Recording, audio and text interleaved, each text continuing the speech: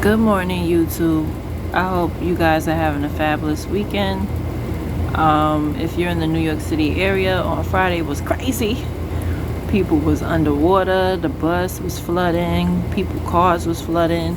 It was really crazy, and it just shows that everything that the Bible says and everything that science says, even if many of you who don't believe in the Bible, National Geographic predicted that New York City will be underwater in a few decades because we just don't take care of our city. We don't take care of our country. We don't take care of our planet.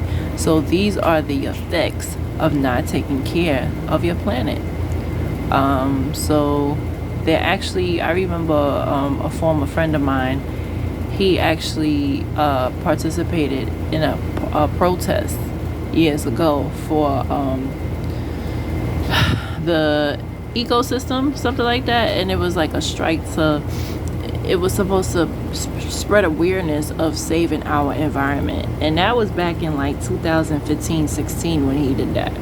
And I remember I was telling him, I was like, I had a dream, because those people who know me, God gives me dreams.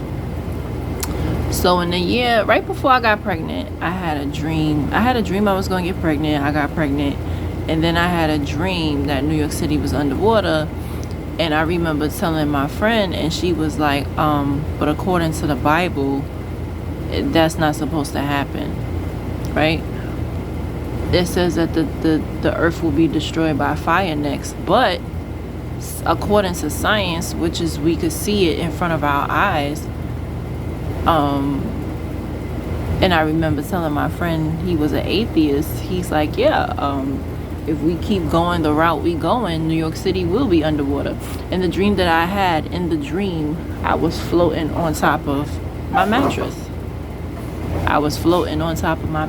And that's scary to even think about. Like, you wake up and you're on top of a mattress in water, and you can't really do anything about it because there's water everywhere.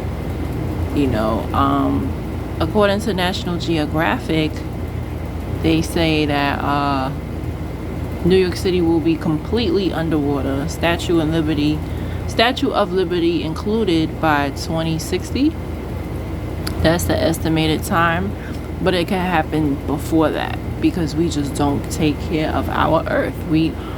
When you don't treat something right, it's gonna backlash. That's just life, right? So after COVID and stuff like that, if you don't, some people might want to call it conspiracy theories. It's not conspiracy theories, it's real shit. So just wanted to talk about that. Like, if you don't believe in the Bible, that's fine, but do your research, read your books, science and stuff, and it's just a shame what we do to our planet. These are the repercussions, right?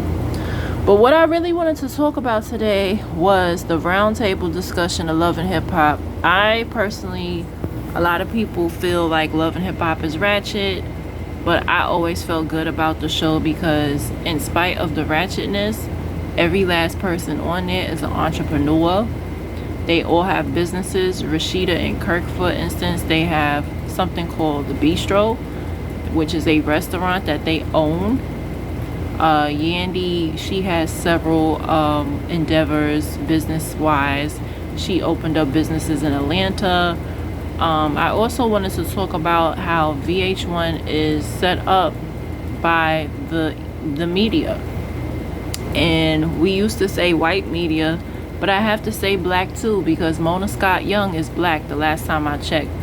And what doesn't sit well with me is that as an executive producer, a black woman in power, which I'm very proud of, that she has the platform to change the trajectory in Love and Hip Hop. I don't think she realizes how powerful she is. You allowed Erica Mena's scene to be aired.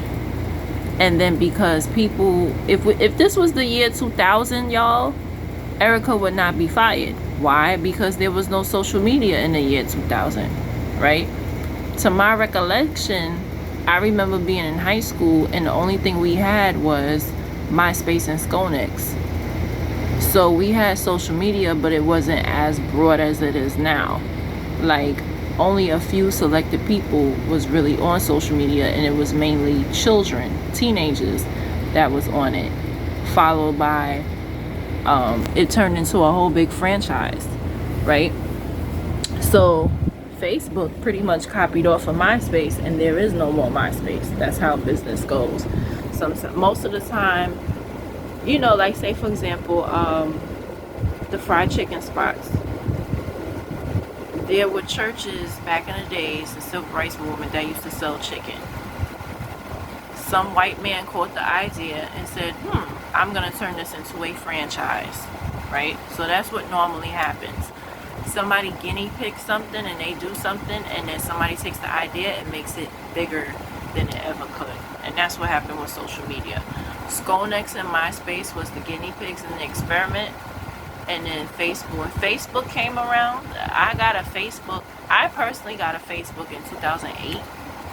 I was just bored one day, and I was never really into social media, and then I'm like, well, let me get a Facebook, you know. And I remember I used to have a friend, she didn't have internet access, and she would be like, can you look up my Facebook? Can you look up my... And I'm like, why you so... She's like, why you don't have one? Why you don't have one? And this was back when more people started to get it, right? So I was like, this was April, this is right before I got pregnant, I got a Facebook. I'm like, okay, but then I was never really on it until I was unemployed in 2010. And I think at one point I just got addicted to it, and I was sitting there, and I remember getting into arguments with my cousins on Facebook. It was ridiculous. Like, I was just getting into way too many arguments unnecessarily because I had too much time on my hands.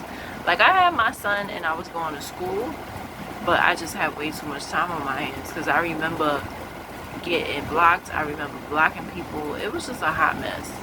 You know, even now, like, I don't really get into anything crazy, but Instagram recently, a guy had put up a post saying, he's actually a comedian, and he was like, people who go to the courthouses, their marriages last long, or something to that effect. And I said, people who go to the courthouse are poor. I honestly didn't mean anything by it, because everybody I know who went to the courthouse, they really were poor. They didn't have money for a wedding, or they were atheists. Because even if you're poor and you don't really have money for a wedding, you could always have a church wedding. So me personally, I just never understood that, because in my family that I know of, you know, I have a very big family, but everybody I know who's married, they all had church weddings. And when I get married, I'm gonna have a church wedding for the simple fact, catering halls are a ripoff, and half of the time they have very strict rules. You can't invite but so many people.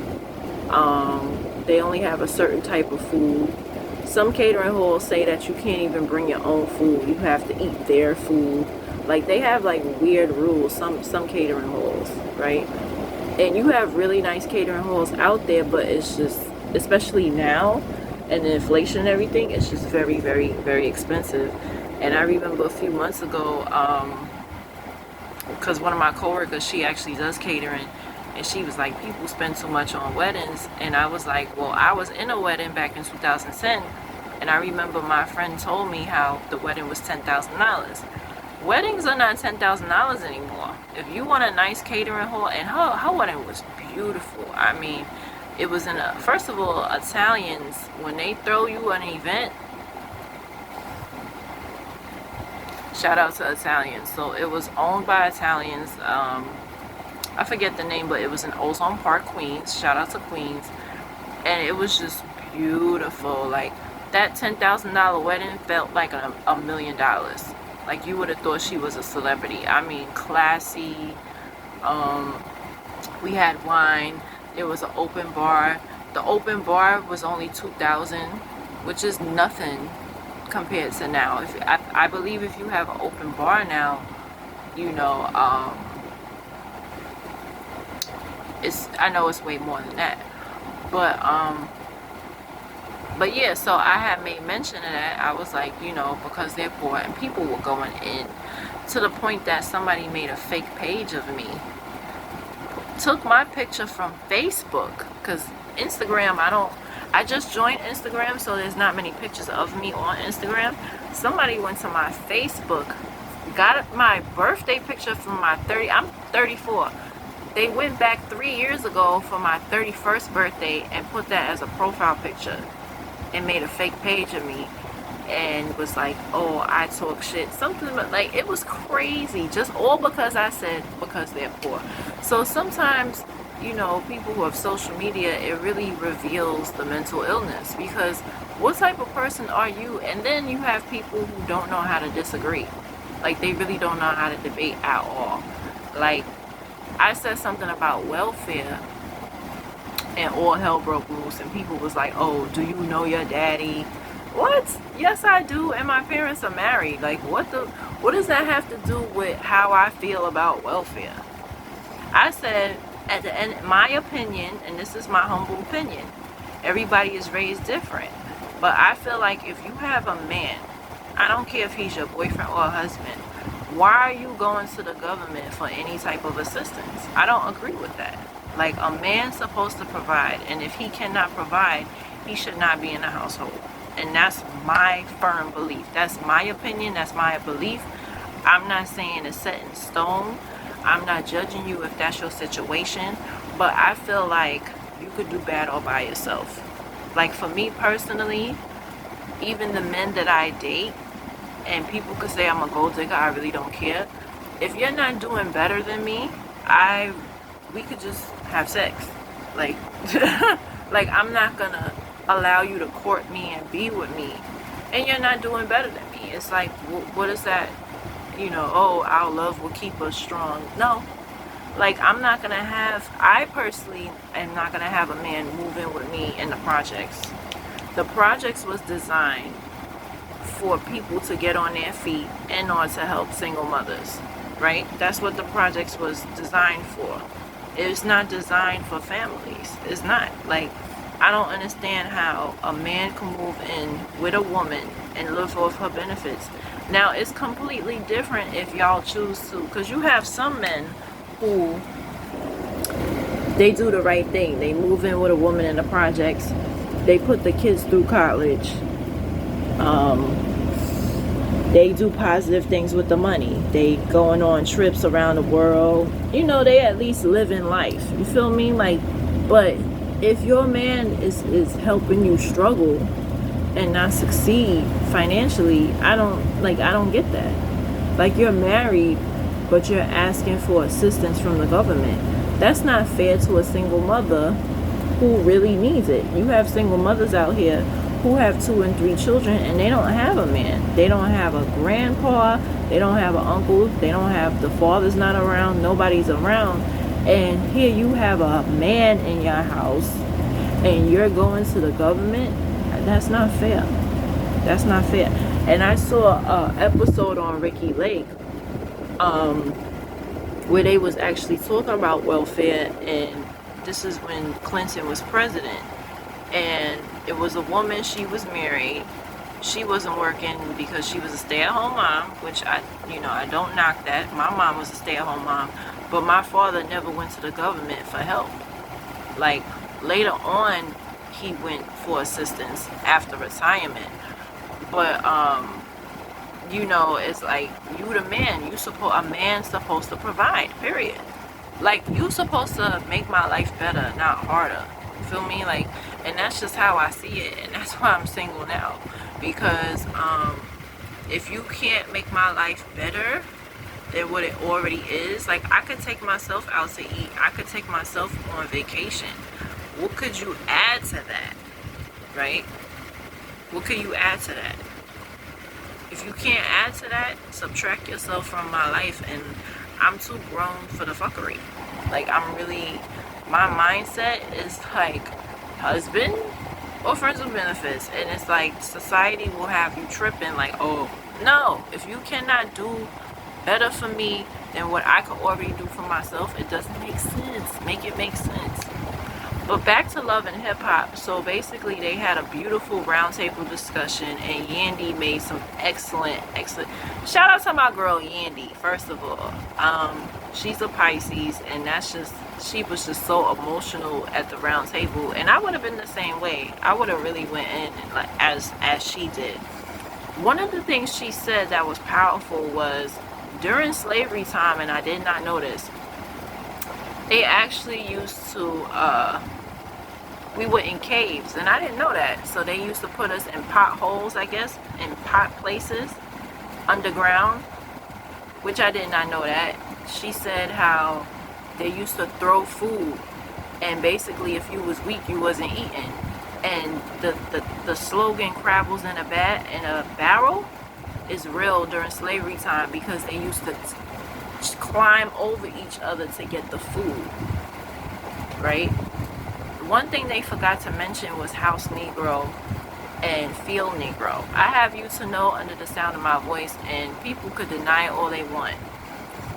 You can't really say, because when I really stop and think about Erica Mena, how could we say it's a racial slur and that woman is Latina? Now, Latina, Latino, whatever you want to call it, y'all have African descent. Y'all could Google this. Y'all don't believe me. I just had a whole debate with this on Instagram too. One guy was like, "Oh, you're stupid, da da da da." I said, "Look it up if you don't believe me, And then I had 500 people like my comment, but some didn't defend my comment. I'm noticing that a lot on social media. Like, people will like your comment, but they won't defend it because I guess they're afraid. They don't want to get into drama. But it was just funny how about 2 or 3 people said, "Girl, you educated. Don't let these bum ass people discourage you.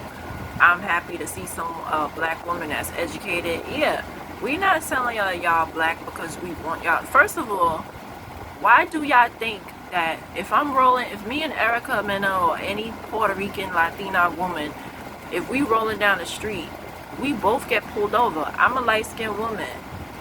Erica's light-skinned. She's lighter than me, but in the eyes of a racist white man, we are the same. Just look at Central Park 5. Hello, one of them was Latina. He was Santana is his last name. So that should tell you that when you see a Hispanic, they are black. Yes, their hair might be straighter. I want to tell you this. The reason being, some of y'all might say, "Well, why are they so light-skinned?" You have to understand, during slavery time, a lot of us are mixed with white because we were raped. Our ancestors were raped, right? I have a grandfather who he could pass for white. I think I uploaded on YouTube. I'm gonna upload it again. He was very pale-faced, and my father told me stories of, because it was the 60s, that racial comments. Canarsie was a very racist town back in the day, and when my grandparents would walk down the streets together, they would say things like, "Why you with that black nigga, bitch?" And my grandfather would have to regulate, like, "Excuse me, that's my wife. I'm black as well." So a lot of people didn't even know my grandfather was black. He was very light-skinned, right? So you have to understand, us as black people, we come in all shades. My grandfather had very straight hair, right? I have cousins in my family who have blue eyes. Does that mean that they're not black? No, it's because of slavery, right? We have these features, right? My mother, she's a dark woman. However, her nose is very straight, like a Jewish nose. Like, not to be racist, but I hope YouTube don't cancel me. But my mother has a very straight, wicked witch type of nose. Her nose is very, very straight, and she has thin lips. My mother is a black woman. You can look at her skin and see she's a black woman. We have these features. My father has straight hair. My grandfather has straight hair. My mom, her hair is very coarse, right? However, her brother has straight hair. My grandmother has straight hair. All her siblings had straight hair. Their hair was so straight, and my Aunt Jerry, may she rest in peace, she was the last sibling, last woman standing. 97, died 2 years ago. Their hair was so straight that they would use toilet tissue to make curls. So I don't know if y'all ever seen it, but some older women, old ladies, like in my family, they never used a curling iron. Their hair was too sensitive for it. My grandmother, before she passed away, I'm like, well, why y'all don't wear rollers like normal people? She's like, oh, it hurts my head. Their heads were very sensitive because their hair was very straight, right? These are black women. My grandmother, people thought she was white as well. I have very, so basically, and I said all that to say this: Latinas or Latinos or Puerto Ricans, J-Lo people, Erica Mena's, all they are is light-skinned black people. They are mixed with African, Native American, and white descent. That is why that they are light-skinned, and that's why they have straight hair. Erica Mena is no different than my grandfather or my grandmother who has straight hair. There's no difference. The only difference is she speaks Spanish. That's it. That's it. And when you are referring to a Latina, you are speaking to a person of African descent. So I'm really confused as to, oh, that's a racial slur. Can we really say it's a racial slur? It's not really a racial slur because they have African descent. Granted, a lot of them don't want, and they talked about that at the round table too, a lot of them don't want to admit it, but we're talking about the facts. The facts are that they are of African descent. The white man knows this, and this is why they are in Rikers Island right along with us. This is why when Central Park 5 happened, one of them was what? Puerto Rican. That's why they live in our neighborhoods. That's why they hang out with us, because they are black. They know that they're black, because if they truly believed that they weren't black, they wouldn't be in our neighborhoods. They wouldn't be hanging out with us. Think about it. They wouldn't have. Puerto Ricans are just as much as responsible for hip-hop just as much as blacks. I know I'm gonna get backlash for that, but they are. When hip-hop started in 1973, you had Puerto Ricans and blacks together that made hip-hop together. Okay. The civil rights movement, you had Puerto Ricans in those protests too. You had them standing up too. White people were there, I'm not going to deny that, but as far as what we go through as a people, nobody knows it better than a Puerto Rican, Dominican, or any Spanish person. So I'm gonna say all of that to say this: that whole Erica Mena thing was to cause a division between the Hispanic and black community. Don't fall for it. Don't fall for it. You're gonna after this, you're gonna get so many Hispanic people that's gonna think it's okay to call us monkey. You're gonna have black people that's gonna be like, oh, y'all not black. It's gonna be, they purposely put stuff out there on the media so we could dislike each other if y'all pay attention. On purpose. They purposely, even with infidelities and stuff like that on Love and Hip Hop, they probably don't even realize it, but it's always a lighter skinned chick. It's always because they want that division. They want you as a dark skinned woman, for y'all of those who are dark, they want y'all to hate light skinned women and vice versa. It's purposefully, the media sets out things so to cause division. That's the only thing, to conquer and destroy. Erica Mena was set up. She was set up. She was used as a sacrificial lamb. And we need to look at the bigger picture here, right? Also, I asked my son, just out of curiosity, because I personally, I'm a para. And I've heard black children call each other monkey all the time as a joke. And sometimes it's not a joke. They say it to be insulting. So I asked my son, I said, do you call each other monkey? You know what he said? Yes. So my whole thing is, if we calling each other monkey, how are we going to get... Now, Yandy, I think because of her socioeconomic status, I don't think she really realizes some things, a lot of them, her, Jock, whatever, they out of the loop. She was like, nobody says that, da da da. Yeah, Yandy, the circle that you're in, nobody says that. But I've heard plenty of people call, just like with Raven Simone, she called Michelle Obama a monkey. That's something that nobody remembers, but I remember stuff like that. And people were joking like, oh, take away her black card. But Raven Simone is a perfect example of, she is a black woman, and she was calling another black woman a monkey. My former friend, he joked around one day and said that my son looked like a monkey. And I was like, well, we don't want to say what you look like. And we left it at that, you know. But there's plenty of black people that we call each other monkeys. I personally have never called anybody monkey because I know where it stems from. But you do have a lot of black people who are uneducated and they don't know where that comes from. You know, you'd be surprised how many black people, they don't know their history and don't want to know. I know black people that if I start talking to them about like certain things, they tune out. They don't want to hear it. And it's sad because you're black. Why wouldn't you want to know about it? But they literally will change the subject on you. You know, so I definitely know my audience when it comes to that. You have black people that bury their hand in the sand. They don't want to know anything. And they feel like, well, what are you going to do about it? There's nothing you could do about it. That's the way it is. If everybody had that attitude, we wouldn't even have any rights. We still be slaves. You know. But I said all that to say this. Don't allow the media to divide our Hispanic sisters and brothers. Don't allow you to hate on them because of this. Because it's only designed by the white media to set a division between us. That's all it is. And we have to look at the bigger picture. And she probably was provoked. Was it right for what she said? No. But my question to you all is, if Yandy would have called Spice a monkey, would all of this, you know what I'm saying, will we really be going hard? No.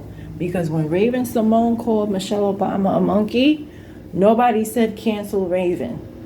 Nobody said, now some people was like, oh yeah, take away her black card, LOL, she ain't black.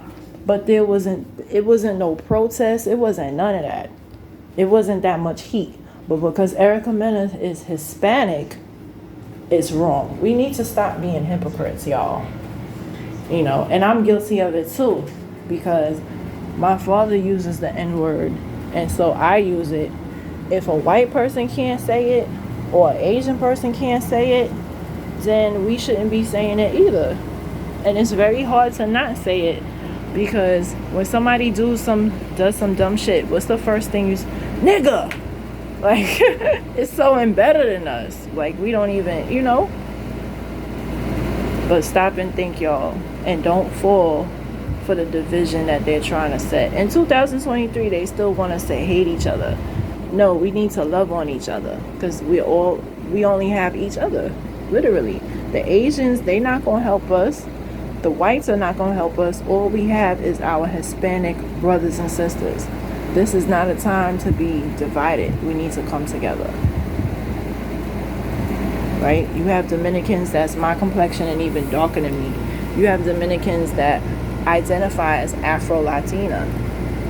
So if an Afro-Latina calls somebody a monkey, how is that a racial slur? You're only saying it's racist because Erica Mena. If you're only saying that it's racist because Erica Mena is light-skinned, then you're the racist. Because if Erica Mena, if Jocelyn Hernandez, think about it, if Jocelyn Hernandez said it, will we be calling her racist? No, because Jocelyn is dark. Jocelyn looks like a black girl, for real. If she didn't say she was the Puerto Rican princess, I would have never known she's Puerto Rican. She looks and acts like, not even act, but she looks like a black girl.